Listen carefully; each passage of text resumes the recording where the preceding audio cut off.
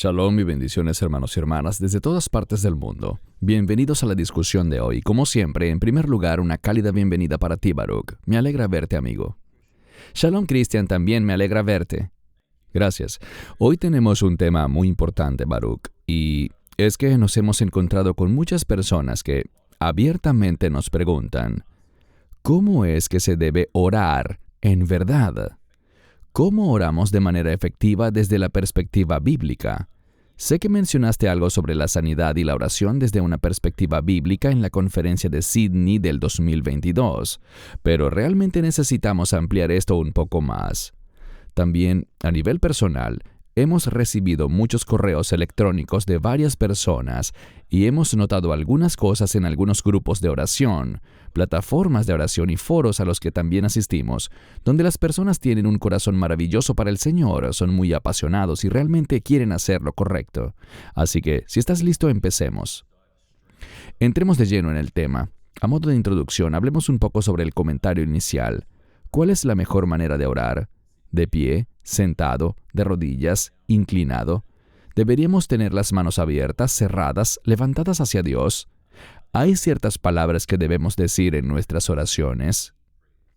¿Deberíamos repetir las oraciones una y otra vez? Estas y otras preguntas son las que comúnmente se hacen sobre la oración. ¿Y cuál es la forma correcta y efectiva de orar desde una perspectiva bíblica? Así que vamos a adentrarnos directamente en el tema. ¿Qué nos enseñó Yeshua? Lo primero y lo más importante, por supuesto, la oración del Padre Nuestro. La oración del Señor en Mateo 6, versos 9 al 13.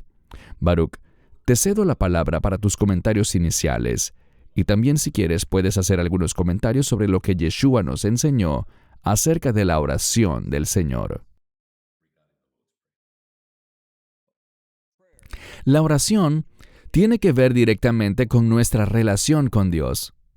Si no tenemos una vida de oración comprometida, no estamos realmente comprometidos con tener una relación con el Señor.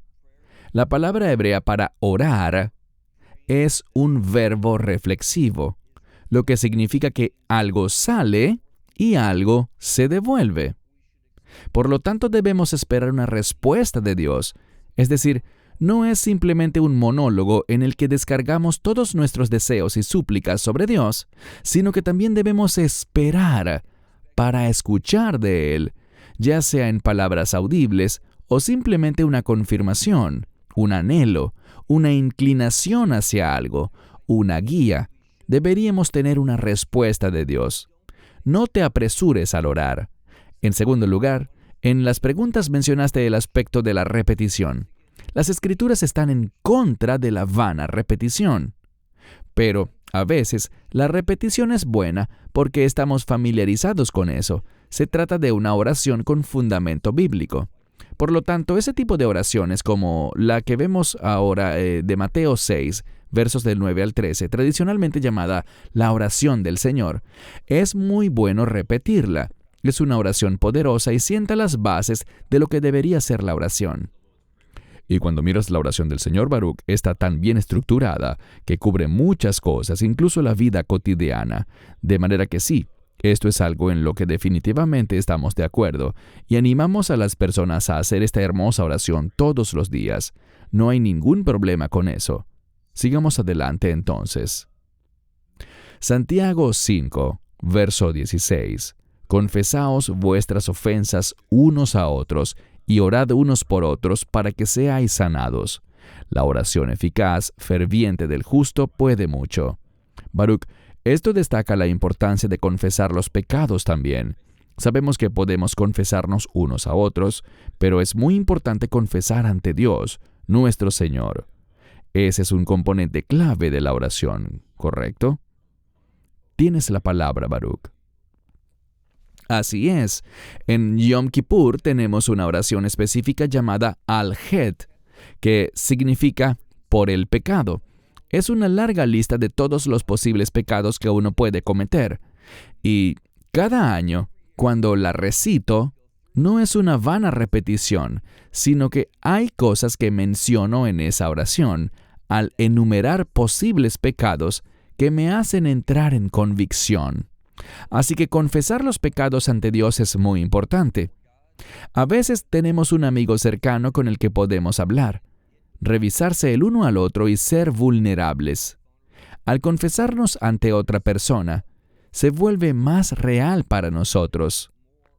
No lo hace más real para Dios porque Él conoce todas las cosas, pero obtenemos un beneficio al hacerlo. Debemos entender que el objetivo de la oración es que la voluntad de Dios pueda cumplirse en nuestra vida, que podamos hacer y experimentar la voluntad de Dios. Así que eso es fundamental. Si no estás interesado en la voluntad de Dios, realmente no estás listo para orar. Gracias. Marcos 11:25. Y cuando estéis orando, perdonad si tenéis algo contra alguien, para que también vuestro Padre que está en los cielos os perdone a vosotros vuestras ofensas. Vemos que el lado opuesto de pedir perdón, por supuesto, es perdonar nosotros a los demás. Adelante, Baruch. Es muy importante ser una persona capaz de perdonar.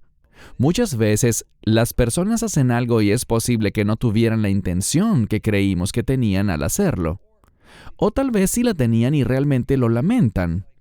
Al igual que nosotros lamentamos nuestros pecados ante Dios, y por lo tanto, la madurez espiritual consiste en ser capaces de dejar de lado nuestros sentimientos, nuestras heridas, nuestro orgullo quizás, y estar dispuestos a perdonar verdadera y sinceramente a alguien.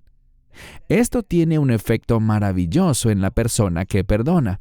Incluso si la otra persona no confiesa sus pecados o pide perdón, no hay que aferrarse a ello. No se produce nada bueno por tener resentimiento y enojo contra alguien. Obviamente, estamos en este cuerpo y tenemos esos sentimientos, pero oremos para dejarlos ir. En el judaísmo, en la oración para antes de dormir llamada el Shema, que se hace en la cama, una de las cosas que se nos pide al orar, y creo que es algo maravilloso, es que perdonemos a todas las personas. Le pedimos a Dios que no les aplique ningún castigo por lo que nos han hecho. Se trata de soltar todas esas cosas, toda malicia, todo sentimiento negativo. Y en mi experiencia, cuando más haces esto, más fácil se vuelve. Te das cuenta de que si alguien hace algo contra ti, tal vez estaban espiritualmente débiles, tal vez había otra cosa sucediendo en sus vidas, tal vez en ese momento eran inmaduros, sea lo que sea, pero perdonar siempre es beneficioso para la persona que perdona.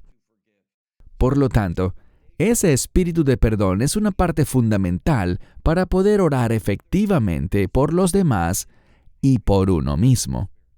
Amén, gracias. Primera de Pedro 3:12. Porque los ojos del Señor están sobre los justos, y atentos sus oídos a sus oraciones. Pero el rostro del Señor está en contra de los que hacen el mal. Este versículo es muy claro y se explica por sí mismo, pero me gustaría que profundizaras y hablaras sobre este pasaje, Baruch. Los justos, creo que es la segunda vez que vemos esa palabra en relación con la oración. Yo diría que la Torá, los mandamientos de Dios, no son un instrumento que nos haga justos. Nadie se hace justo por las obras de la ley. Todos estamos de acuerdo en eso, es bíblico. Pero la ley puede definir lo que es justo e injusto. Y también cuando examino los mandamientos, entro en convicción y quiero hacer lo correcto. La justicia es importante por varias razones. En primer lugar, desear la justicia, hacer lo que es justo, nos acerca más a la voluntad de Dios. Eso trae una unción más poderosa sobre nosotros. Trae la provisión de Dios a nuestra vida. Y cuando vivimos rectamente en la voluntad de Dios, haciendo lo que es justo, eso también hará que nuestras oraciones sean más eficaces. Como dice allí, sus oídos están atentos a sus oraciones, a las de los justos. Pero el rostro del Señor está en contra de aquellos que hacen el mal. ¿Y qué es el mal? Es lo que está apartado de la voluntad de Dios. Por lo tanto, vivir de manera justa nos da discernimiento. Vivir de manera justa también nos trae revelación. Por lo tanto, una parte muy integral de orar efectivamente es vivir una vida que sea eficaz en relación con la voluntad de Dios. Gracias. Mateo 21:21. Respondió Jesús y les dijo: De cierto os digo que si tenéis fe y no dudáis, No solo haréis lo que se hizo con la higuera, sino también si decís a este monte, quítate y arrójate al mar, será hecho.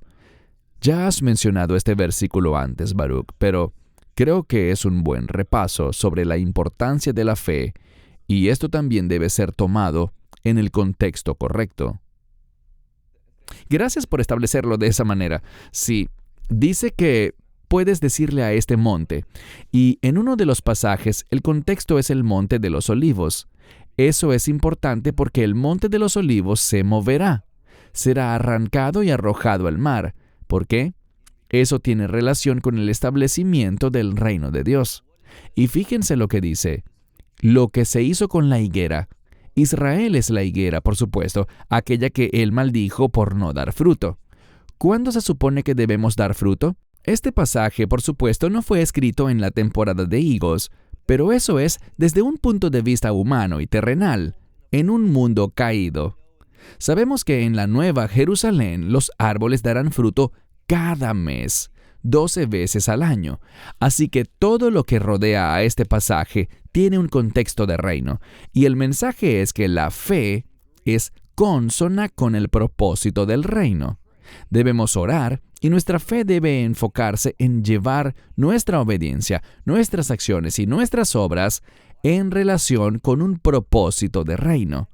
Y cuando hacemos eso, tendremos, como dije antes, una unción más fuerte. Habrá un mayor poder en nuestras palabras, una autoridad que conocemos como autoridad de reino. Eso es lo que deberíamos buscar en este mundo. Eso cambia todo en nuestra vida, en nuestra familia, en nuestro matrimonio, en nuestras relaciones con los demás. Eso produce un cambio en cómo los demás nos ven, cómo nos vemos a nosotros mismos y cómo vemos las circunstancias en las que nos encontramos. Así que Mateo 21:21 es una oración muy importante que nos habla de un gran potencial de reino que tenemos. Pero como vemos allí, el fundamento de eso es no dudar. ¿Dudar de qué?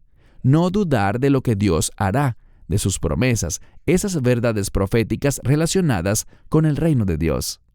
Amén, gracias. Primero de Juan 5:14-15. Ahora bien, esta es la confianza que tenemos en Él, que si pedimos alguna cosa conforme a su voluntad, Él nos oye.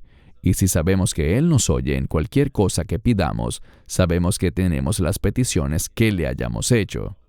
Creo que este es uno de los pasajes que mucha gente en la Nueva Reforma Apostólica, la palabra de fe, malinterpreta gravemente. Pero quiero enfatizar, y luego te cedo la palabra, Baruch, que cuando oramos debemos pedir cosas conforme a su voluntad. Tus comentarios. El problema es que muchas veces creemos que lo que queremos es la voluntad de Dios, pero el requisito previo es que conozcamos la voluntad de Dios primero. ¿Cómo conocemos la voluntad de Dios? A través de sus mandamientos. Esto es algo que muchos creyentes bien intencionados olvidan. Olvidan que los mandamientos de Dios están relacionados con las expectativas de Dios para su pueblo. Lo que Él espera que hagamos no son sugerencias, son mandamientos. Y estos mandamientos nos pondrán en la voluntad de Dios. Por lo tanto, es solo cuando nos acercamos a Dios, comprometidos únicamente con su voluntad y sus propósitos, que podrá haber acuerdo entre nosotros y Dios. Somos nosotros quienes debemos estar de acuerdo con Dios. Nunca debemos invertir eso y decir, Dios, por favor, debes estar de acuerdo conmigo. Dios no hará eso. Esa es una oración inútil. Nosotros debemos estar de acuerdo con Dios porque es su voluntad la que es buena, justa, pura y santa, no la nuestra. Todo esto tiene que ver con crecer y madurar hasta que queramos lo que Dios quiere. Y esto también cambiará nuestra perspectiva, cambiará nuestra forma de acceder a la provisión de Dios. Y esa unción que proviene de la voluntad de Dios, de tener el suministro de Dios para mantener y lograr sus propósitos en nuestra vida. Pero en referencia a lo que dijiste de la Nueva Reforma Apostólica, la mayoría de las veces vemos que el mensaje de ellos, y esto es lo que muchas personas critican, es que quieren que Dios esté de acuerdo con ellos y piensan que si tienen suficiente fe, Él lo hará. Esa es una falsa doctrina. debemos tener suficiente fe. Recuerden que la fe está relacionada con la verdad, estar de acuerdo con la verdad de Dios. Eso es lo que es la fe. Y la fe nos posiciona para recibir lo que necesitamos, de modo que la voluntad de Dios se cumpla a través de nuestra vida y así podemos tener el privilegio de desempeñar un papel como instrumentos de Dios para que se manifieste su voluntad. Amén. Gracias. Santiago 4:3. Pides y no recibes porque pides mal, para gastarlo en tus placeres. Creo que esto también es importante, Baruch. Una vez más, vemos que grupos como Palabra de Fe, personas como Kenneth Copeland, quienes buscan que Dios sea como su genio de la lámpara de los deseos, oran por un jet privado, oran por un auto deportivo, por todas esas cosas. Creo que este versículo es muy crítico, ya que nos dice que a veces no recibimos porque gastan o quieren gastar en cosas como placeres terrenales. No son personas centradas en el reino. Pero te cedo la palabra para tus comentarios. Sí, estoy completamente de acuerdo con eso. No creo que tenga mucho que agregar, pero simplemente diré esto. Por lo general, nuestros placeres y la justicia de Dios no están vinculados. Es nuestra esperanza que, a medida que maduremos más, lo que nos dé placer sea la voluntad de Dios.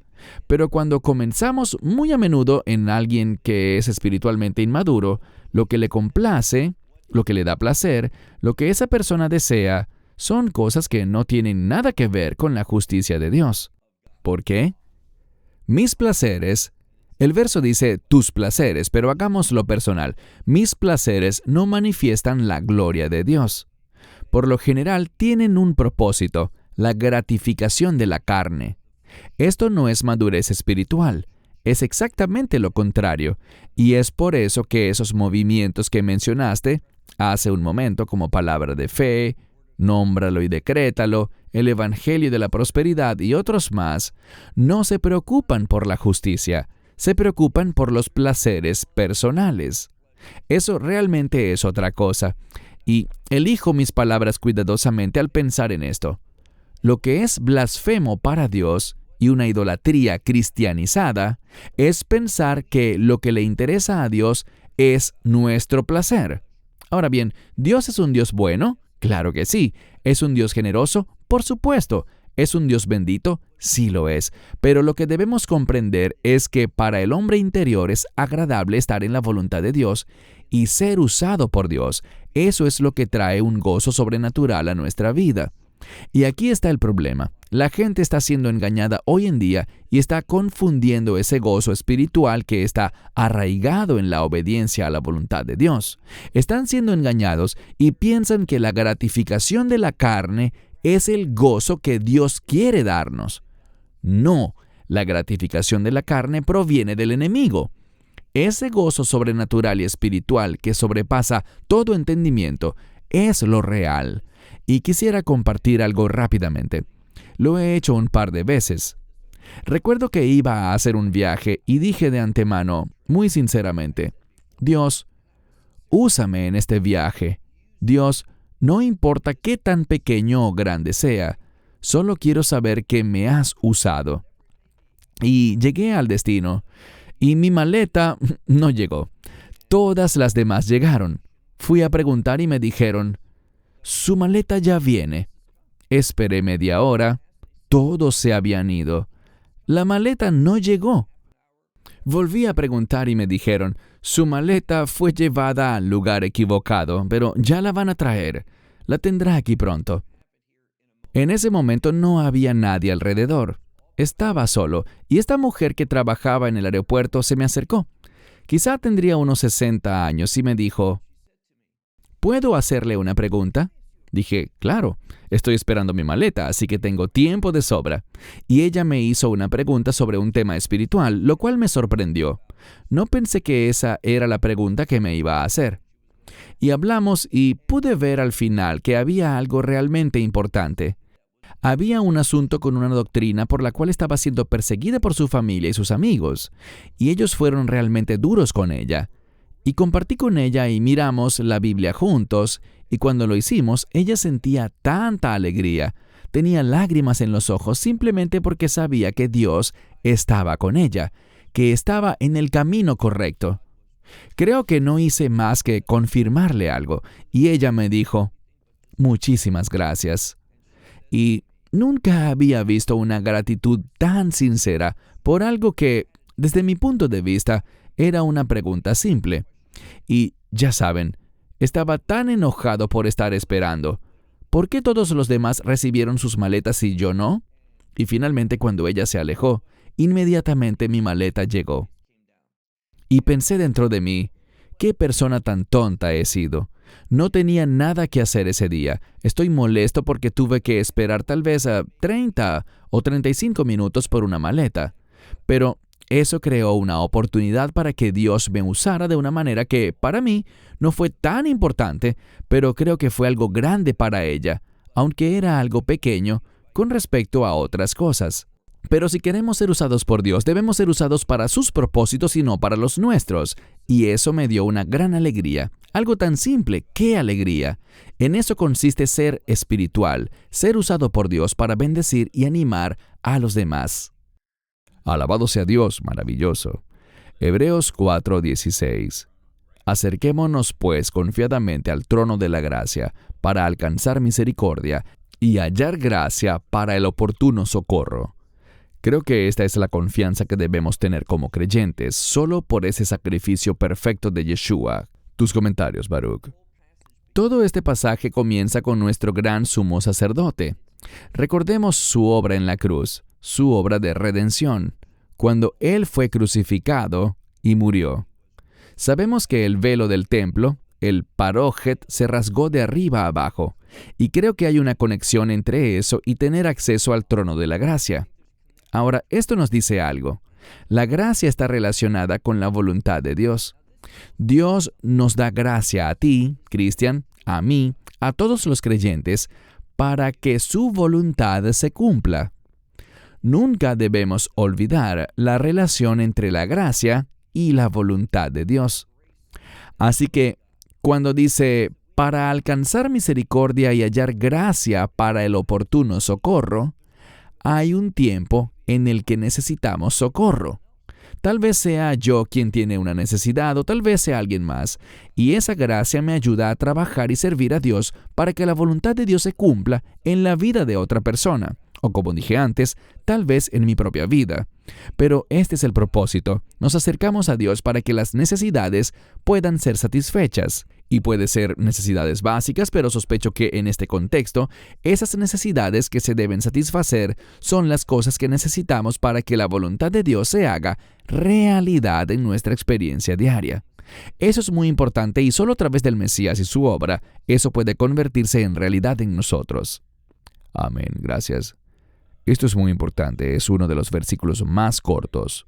Orad sin cesar. Esa perseverancia, esa comunicación continua con el Señor es tan crucial. Te cedo la palabra para tus comentarios, Baruch. Bueno, cuando escucho ese versículo, también pienso en una experiencia que le pasó a Nehemías.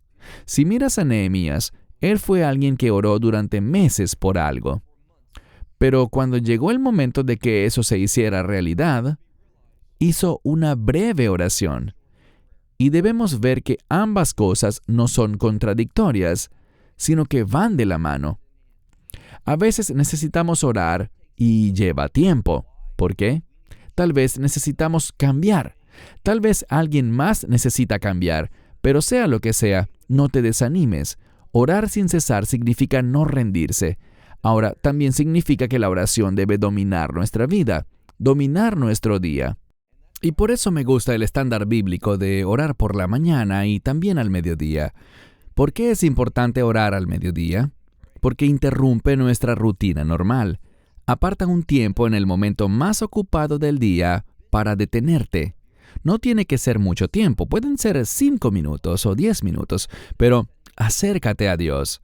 Lee algunos salmos, ve ante Él, ora a través de esos salmos en medio del día y, por supuesto, al final del día también. Orar sin cesar, es decir, orar en diferentes horas del día, generará un gran cambio. ¿En qué? En tu perspectiva.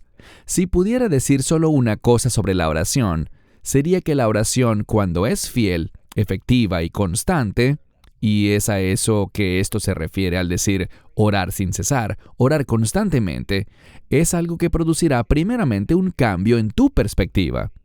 Verás las cosas de manera diferente.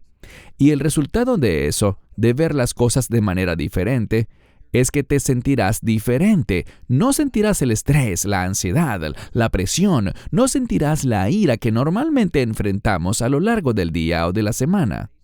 Nos pasan cosas frustrantes, pero cuando tienes la perspectiva de Dios, esa perspectiva te ministrará y no dejará que te vuelvas víctima de tus emociones, sino que serás alguien que en medio de esas circunstancias difíciles demostrará el carácter de Dios. Y de eso se trata la verdadera espiritualidad, vivir el carácter de Dios en circunstancias difíciles y frustrantes. Excelente, gracias. Primera a Timoteo 2:8. Deseo pues que los hombres oren en todo lugar, levantando manos santas, sin ira ni duda. Creo que ahora vamos a entrar en un lado más práctico también, porque aunque no hay una fórmula establecida de cómo debemos orar, esto nos brinda un maravilloso ejemplo de que a veces las personas también pueden levantar las manos al Señor. Pero danos tus comentarios sobre este punto, Baruch, y este tema en general.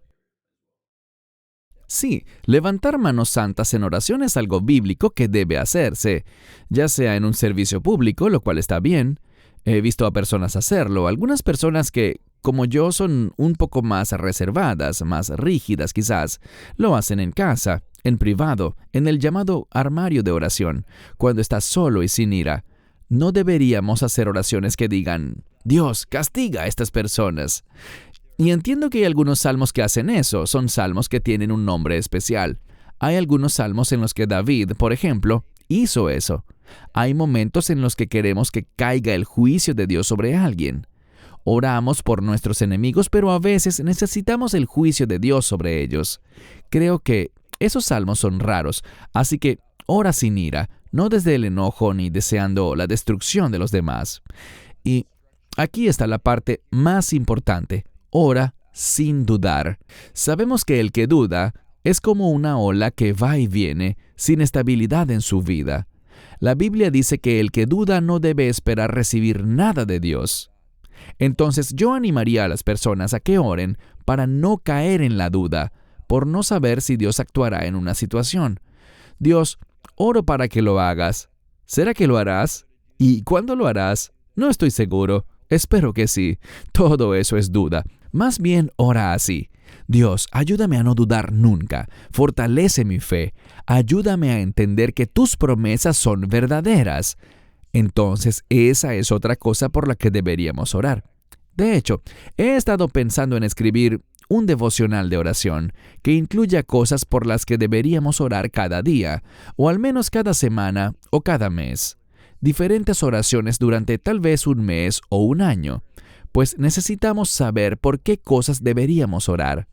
Y al repasar la Biblia, Él nos enseña a través de los Salmos, a través de Proverbios, otras escrituras, por qué cosas deberíamos orar.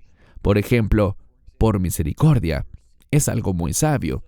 Yo les pregunto a las personas muy de vez en cuando, ¿cuándo fue la última vez que dijiste, Dios, ten misericordia de mí?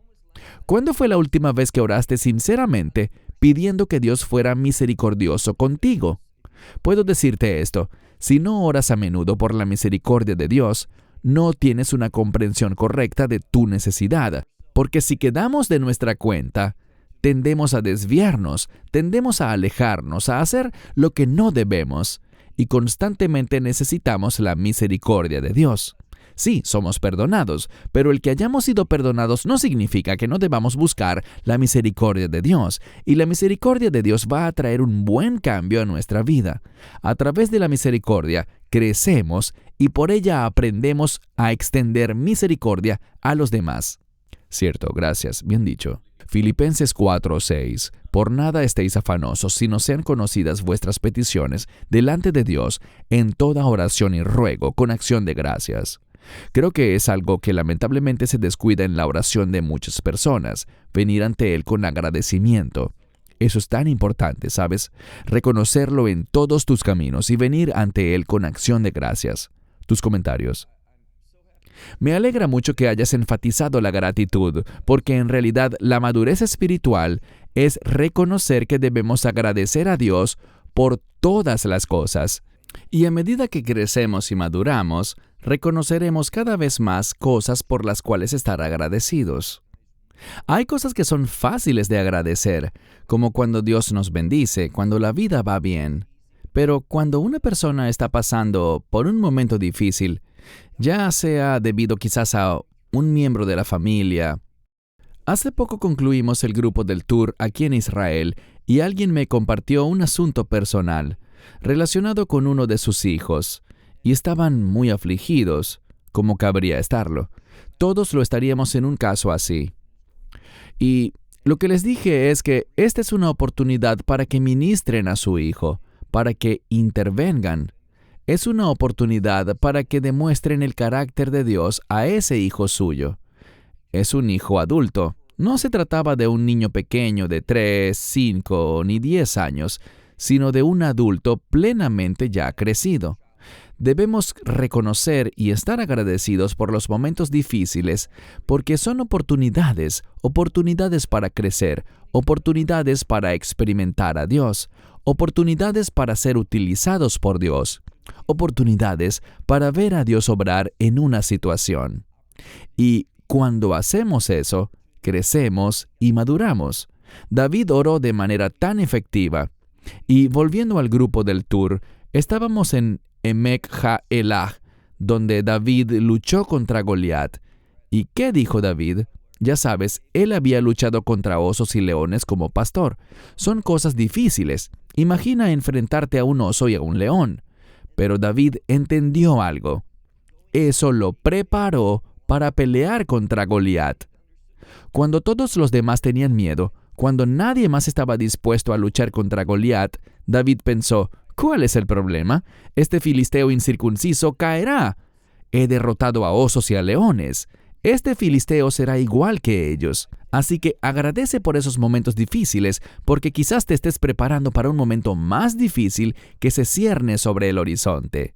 Y cuando ves que Dios es fiel, Dios, tú me has llevado a través de este tiempo. Dios, gracias a tu ayuda he podido superarlo.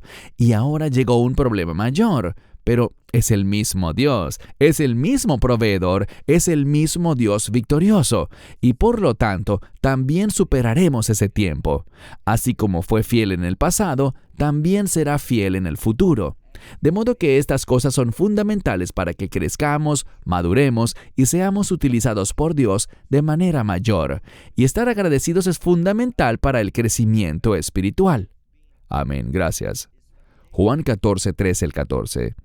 Y todo lo que pidáis en mi nombre lo haré, para que el Padre sea glorificado en el Hijo. Si algo pidiereis en mi nombre, yo lo haré. Una vez más, por supuesto hay que recordar el contexto, que es muy importante, pero quiero enfatizar que es en el poderoso nombre de Yeshua. Danos tus comentarios, Baruch. Bien, me alegra que hayas enfatizado la frase «en mi nombre». ¿Qué significa eso? Una persona espiritualmente inmadura simplemente diría que «en mi nombre» significa que ese nombre tiene algo especial. Y sí, ese es un nombre muy especial, es el nombre de Yeshua, como bien dijiste, pero cuando dice «en mi nombre», se refiere a «en mi carácter». Ahí está la clave. Cuando oramos en el carácter del Mesías, hay una relación estrecha entre su carácter y su voluntad. Lo mismo ocurre contigo y conmigo, Cristian. Si nuestro carácter no es de Dios, si nuestro carácter refleja más a este mundo, nuestra voluntad será muy mundana, muy física, muy materialista. Pero cuando nuestro carácter es como el del Mesías, entonces vamos a tener una vida de oración basada en lo espiritual y en aquellas cosas que van más allá de este mundo. No tendremos una mentalidad temporal, sino que tendremos la mente puesta en lo eterno, es decir, tendremos mentalidad de reino. Así que queremos crecer y madurar y ejemplificar, demostrar el carácter, como tú dijiste, el carácter de Yeshua, Un ejercicio muy efectivo consiste en simplemente tomar uno de los evangelios y observar el carácter del Mesías mientras trataba con las personas. Pienso, por ejemplo, en ese joven rico que vino y estaba tratando de poner a prueba a Yeshua, tal vez en un intento por justificarse, haciéndole preguntas, y Yeshua le habló de los mandamientos de Dios. Y él dijo, «Los he guardado todos desde muy joven». Y Yeshua le sonrió. ¿Por qué sonrió Yeshua? Los evangelios de la Biblia están llenos de situaciones en las que estuvo el Mesías y podemos estudiarlas. Eso es algo muy eficaz para nosotros. Es un gran ejercicio para ver cuál era su carácter con las personas, cómo las abordó, cómo interactuó con ellas, cómo se conmovió con tanta compasión y qué lo hacía enojar.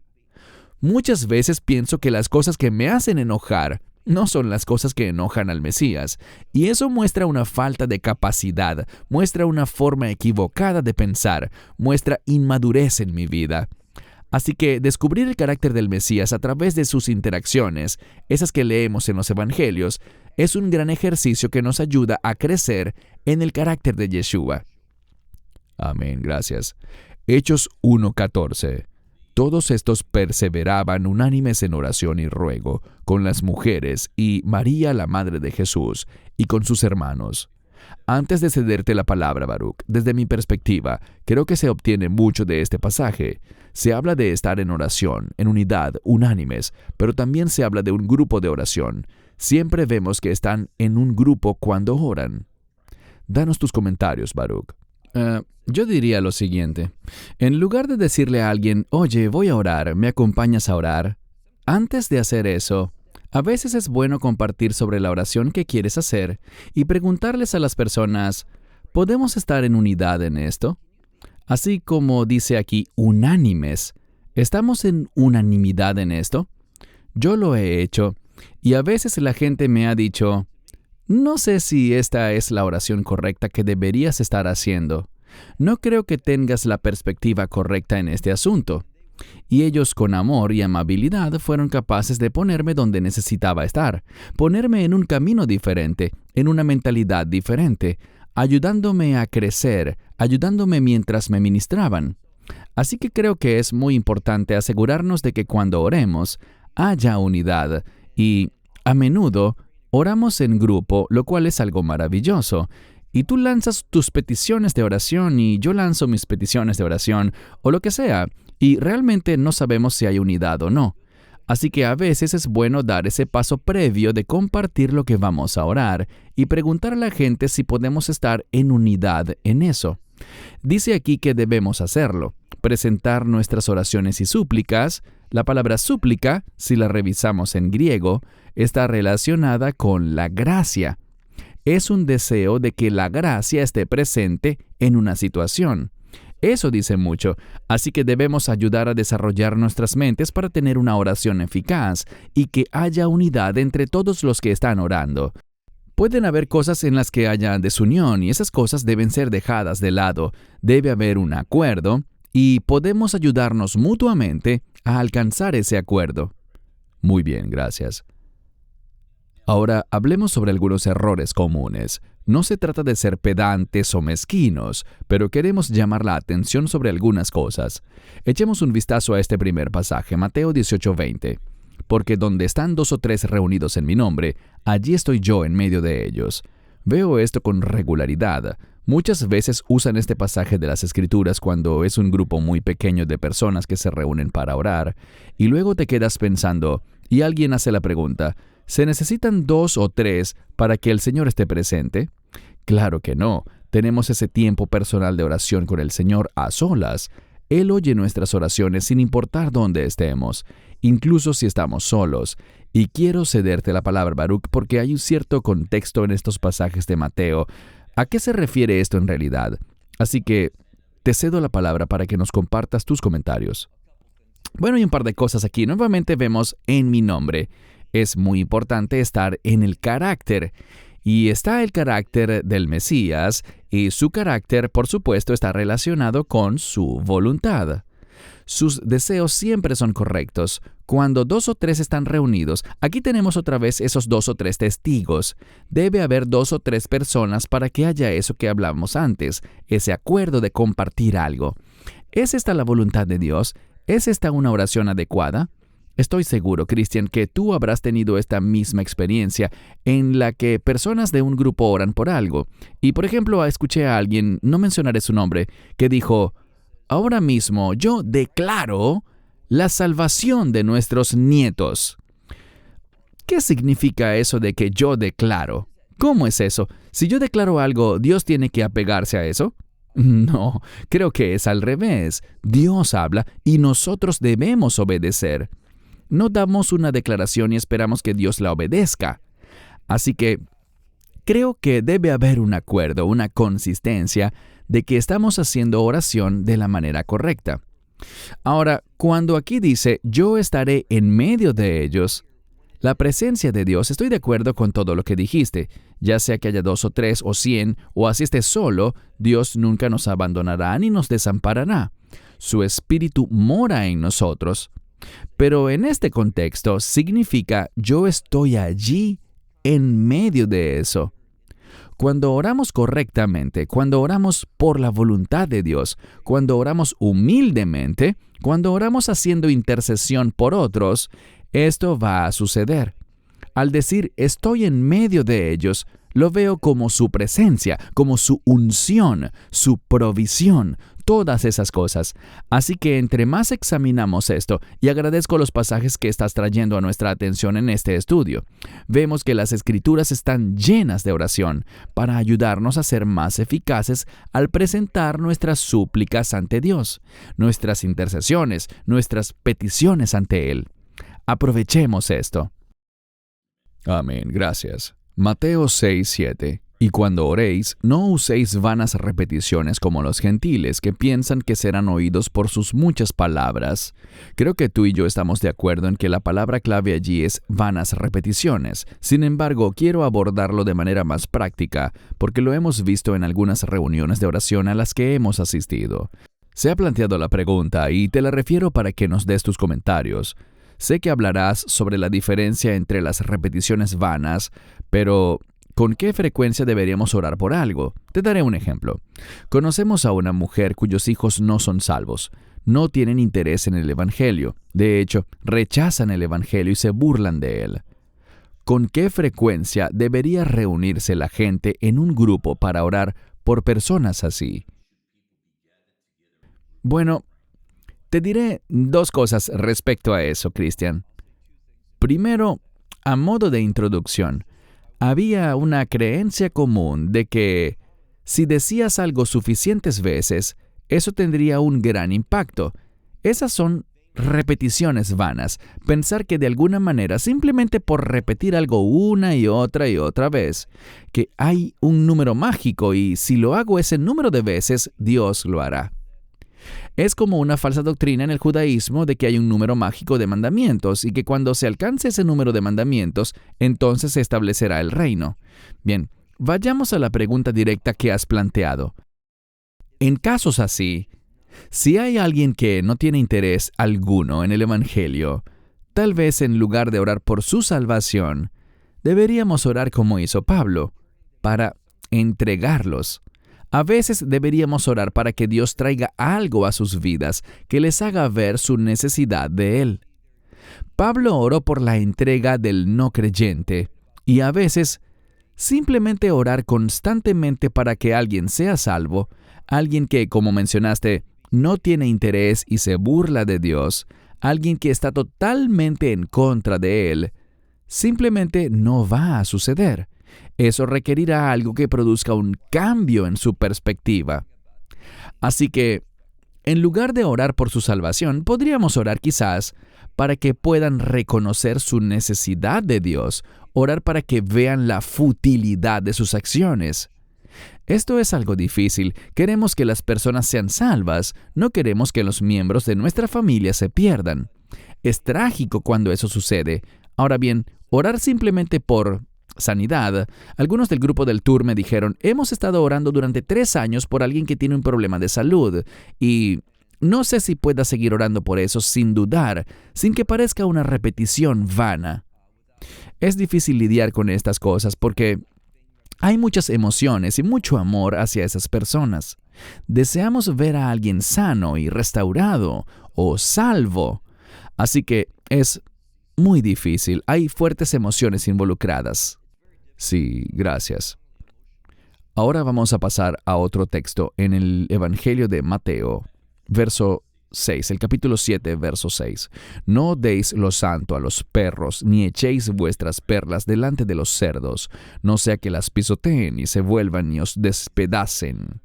Esto es similar a lo que veníamos hablando, Baruch, especialmente sobre las personas que abiertamente se burlan y rechazan el Evangelio cuando hay gente orando por ellos y ministrándoles. ¿Este pasaje aplicaría en esos casos? Sí, cuando hablabas y formulabas tu pregunta, de hecho, este versículo me vino a la mente. Y ahora veo que era el siguiente. Sí, creo que aplica. No puedes orar porque alguien sea bendecido si esta persona se burla de Dios, se rebela contra Dios. Recuerden al apóstol Pablo. Pablo quería llevar el Evangelio y él iba en camino. ¿Y qué pasó? El Espíritu de Dios le prohibió predicar el Evangelio en ciertos lugares. Había otra necesidad. Así que entiendo que sintamos un amor especial por la familia y por nuestros amigos y queremos que todos sean salvos, pero a veces debemos dirigir nuestra atención a donde hay, si se quiere, un suelo más fértil. Vemos muchas veces que hay personas que son hostiles al Evangelio, que están enojadas con Dios. Y no quiere decir que no puedan ser salvos, que no pueda haber cambios en su vida eventualmente, pero también vemos personas más sensibles y debemos preguntar, como lo hizo Pablo, ¿dónde debo ir? Y Dios lo guió a aquel hombre, aquel prisionero en Troas, para predicar. Así que debemos estar pendientes y no centrar nuestro esfuerzo del modo en el que dice aquí. No deis lo santo a los perros. Los perros no pueden reconocerlo, ni los cerdos reconocer el valor de las perlas. Y estos no serán amables contigo, ya que les diste estas cosas. No, ellos más bien podrían, como dice aquí, atacarte por eso. Así que debemos tener discernimiento con respecto a nuestras oraciones. Creo que esto se relaciona con la pregunta anterior. Necesitamos discernimiento y quizás decirle a alguien, oremos para recibir discernimiento respecto a quiénes dedicar nuestras oraciones, qué cosas pedir en oración en un tema tan serio como la salvación. Cierto, gracias. Jeremías 7:16. Así que no oréis por este pueblo, ni levantéis clamor ni oración por ellos, ni intercedáis por mí, porque no te oiré. Entiendo el contexto del libro de Jeremías, pero ¿se aplicaría esto también en la actualidad? Tal vez el Señor nos diga, como mencionamos antes en relación a las personas que se rebelan, no oréis por ellos. Danos tu opinión, Baruch. Sí, aquí vemos un contexto similar. Dios estaba llamando al pueblo al arrepentimiento y ellos creían en falsas profecías, no eran sensibles y, tal como dice aquí, Dios le dijo a Jeremías, basta, no ores, no voy a responder tus oraciones. Ya no tiene sentido seguir orando por este grupo porque habrá juicio. Y lo bueno es que producto de ese juicio hubo un remanente que, despertó. Y este es un buen ejemplo de lo que dije antes. Hay algunos que necesitan ser entregados porque lo único que podrá producir un cambio espiritual en sus vidas y hacer que piensen en Dios y lo busquen es el castigo, el juicio, la adversidad. Y por eso digo que a veces necesitamos orar precisamente por eso, entregarlos a las consecuencias de su rebeldía para que puedan cambiar. Un buen ejemplo de esto es Israel en los últimos días. Alguien me preguntó hace poco, ¿por qué habrá ese Etzeragile Jacob, ese tiempo de tribulación de Jacob? ¿Por qué Dios permitirá que 2/3 del pueblo judío mueran en los últimos días? Bueno, como Dios conoce todas las cosas, sabe que así es como se obtendrá el mayor número de personas, es decir, 1/3, que se volverá hacia Él y será salvo. Así que A veces Dios usa el juicio y las dificultades para producir un cambio. Este es un gran versículo de las Escrituras que nos enseña que a veces el tiempo de orar por la salvación ha terminado y puede que sea más apropiado orar por un juicio terrenal para que se produzca un cambio espiritual en esas vidas. Bien, gracias. Entendemos que a veces es difícil escuchar esto, hermanos y hermanas, pero esto es lo que la Biblia y las Escrituras nos dicen. Por eso necesitamos abordar estos temas. Veamos un resumen y unas recomendaciones generales. Están tanto en inglés como en español. En inglés a la izquierda y en español a la derecha. Leeré este resumen rápidamente. Siga las instrucciones de Yeshua. Ora en el nombre de Yeshua. Confesar pecados y perdonar a otros. Acercarse con valentía y confianza. Tener fe. Creo que también es importante tener reverencia, porque muchos hablan de que hay libertad en Cristo en algunos grupos evangélicos, y claro que la hay, pero debe verse en el contexto y nunca perder esa santa reverencia ante el Dios Todopoderoso. Dar gracias y orar siempre. En fin, tus comentarios, Baruch, sobre esta diapositiva y este resumen general. Sí, me parece muy bien que hayas hecho este resumen de las cosas en las que debemos enfocarnos, sabios principios para impactar nuestra vida de oración y lograr un cambio. Y esta es la clave, un cambio piadoso, un cambio relacionado con la voluntad de Dios en nuestra vida. La oración se trata de una cosa: caminar, vivir, experimentar la voluntad de Dios. Así que, si no te comprometes con la voluntad de Dios, si tu vida de oración se basa en que Dios haga tu voluntad, es mejor que dejes de orar. Eso no es oración, es una forma de idolatría. De eso se trata la idolatría. Así que, ese es un excelente resumen de las cosas de las que hemos estado hablando. Esas escrituras claves para transformar nuestra vida de oración de manera que sea eficaz y agradable a Dios. Gracias. Antes de darte la palabra para tus comentarios finales, Baruch, ampliaré un poco más el resumen anterior. Podemos orar, por supuesto, individualmente. Podemos orar con nuestros compañeros, con nuestras esposas, esposos, hijos, familiares. También podemos orar en grupos grandes y podemos simplemente presentarnos ante Dios con santa reverencia.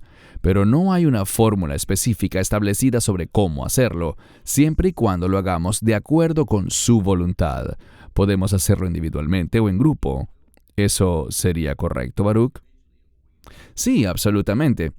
Y es fundamental para lo que Dios nos ha mandado a hacer, que es, como dijimos antes, orar. Orar a menudo, orar sin cesar, orar consistentemente y orar en relación con su voluntad. Gracias. Bueno, ahora simplemente te doy la palabra para tus comentarios finales. Creo que hay pocas cosas que son más importantes que la oración.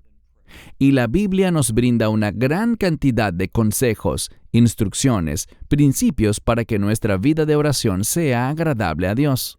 Y eso es lo que deberíamos desear, no solo que nuestras oraciones nos den lo que queremos.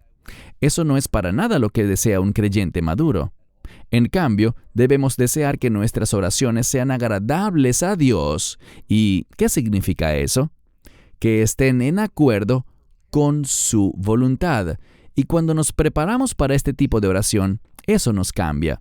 Entendamos que la oración no debe ser algo que hagamos apresuradamente, rápidamente, sino que debe ser algo para lo que nos preparemos, que pensemos cuidadosamente en las palabras que estamos diciendo, que oremos también con otros, que haya acuerdo, que haya unidad y que, nuevamente, nuestra mayor preocupación sea la voluntad de Dios en esa situación.